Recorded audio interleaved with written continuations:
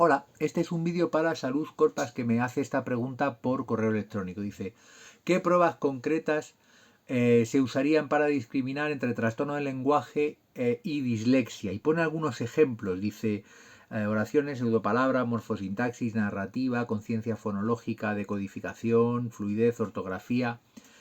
¿Cuáles serían las razones para ello, ¿no? ¿Qué pruebas concretas usaría para discriminar entre trastorno del lenguaje y dislexia?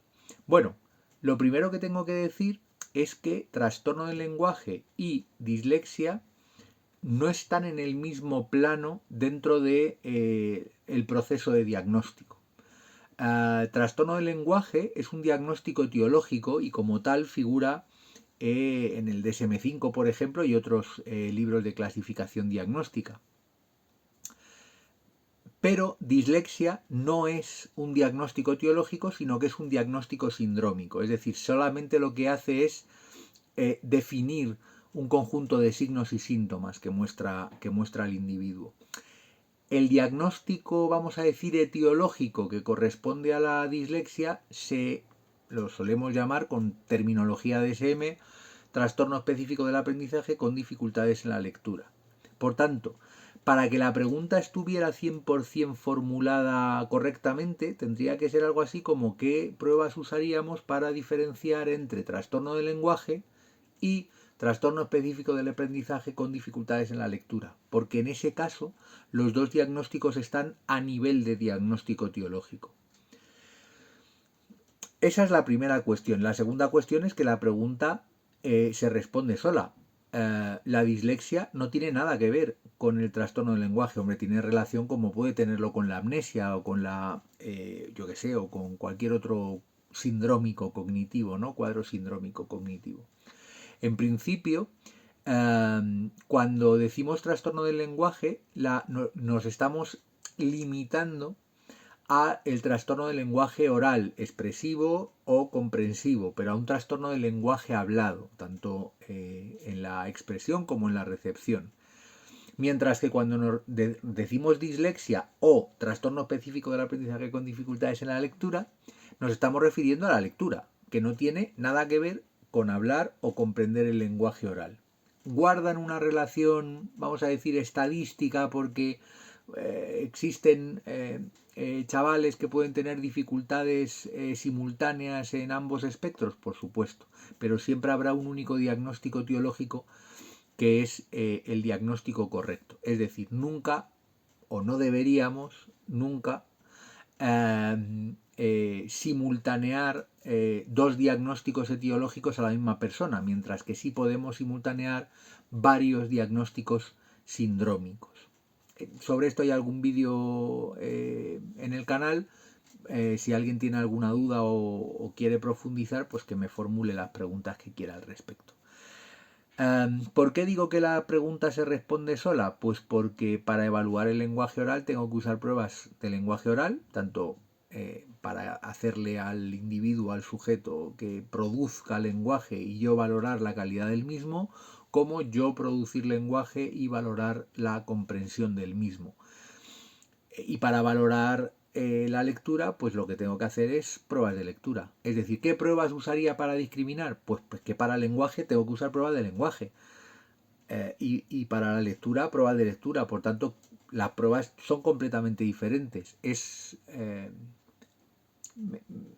algo así como decir qué pruebas concretas usaría para discriminar entre amnesia y agnosia.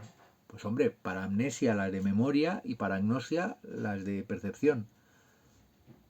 Pues esto es similar. ¿Qué hacemos para diferenciar entre el trastorno del lenguaje y la lectura? Pues para el trastorno del lenguaje las de lenguaje y para el trastorno de la lectura las de lectura.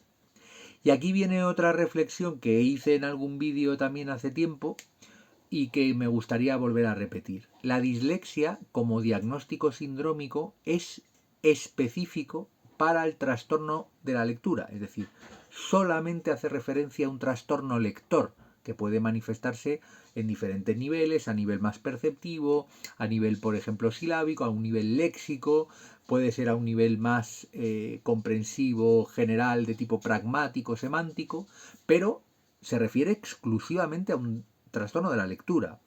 no tienen nada que ver con la ortografía, nada que ver con la grafía, con la escritura, nada que ver con el lenguaje oral comprendido o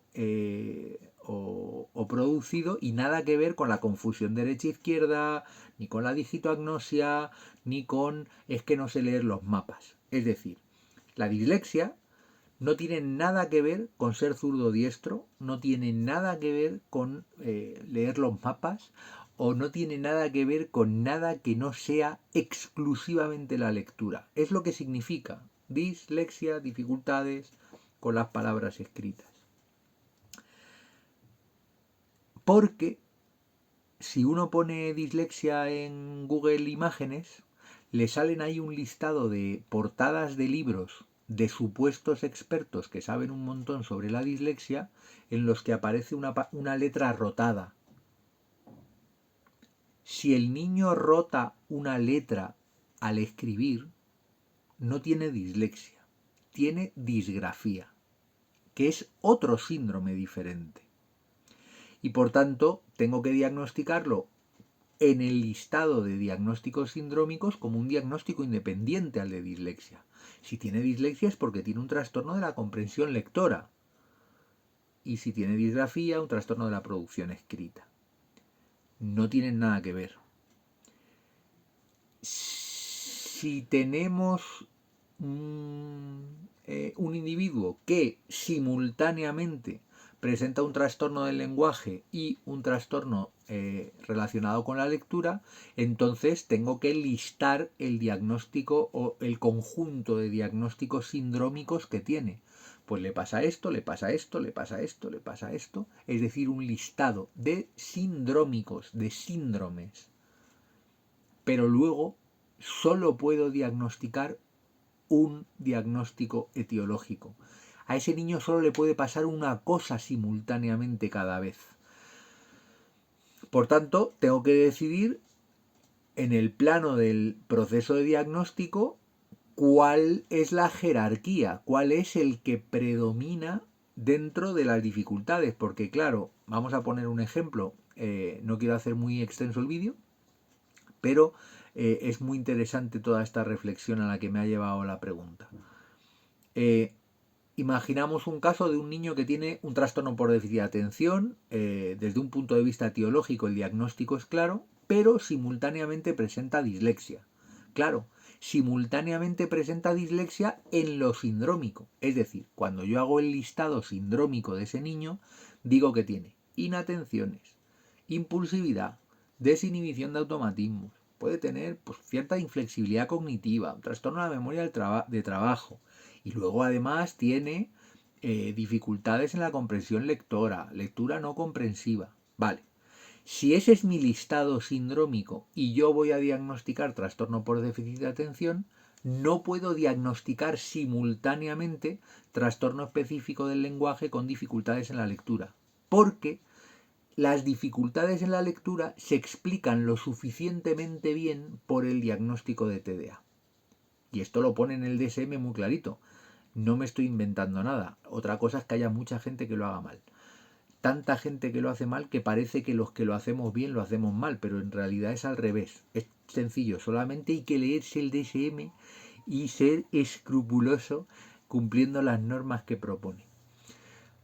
Esta es la cuestión. Si un niño tiene un trastorno del lenguaje, trastorno fonológico, por ejemplo, un trastorno del lenguaje, me da igual, según DSM y cumple los criterios DSM para diagnóstico de trastorno del lenguaje, entonces la dislexia debería quedarse en el sindrómico, porque no tiene sentido diagnosticar simultáneamente trastorno del lenguaje y trastorno específico del aprendizaje con dificultades en la lectura simultáneamente al niño. ¿Por qué no tiene sentido? Porque el diagnóstico trastorno del lenguaje explica lo suficientemente bien el otro y por tanto no es necesario doblar el diagnóstico, ¿no? Hacer ese diagnóstico doble, que es incorrecto en medicina, en mecánica de coches y en mecánica de aviones. Es incorrecto en diagnóstico neuropsicológico, como es incorrecto en cualquier plano de diagnóstico en el que nos situemos.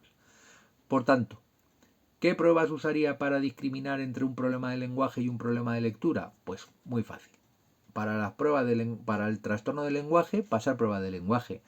Y para la prueba de lectura, ¿no? Para el trastorno de lectura, pruebas de lectura. Parece una tontería la respuesta, pero fijaros qué reflexión. Llevo 10 minutos de vídeo para contestar una cosa que aparentemente parece una obviedad, pero que en la pregunta eh,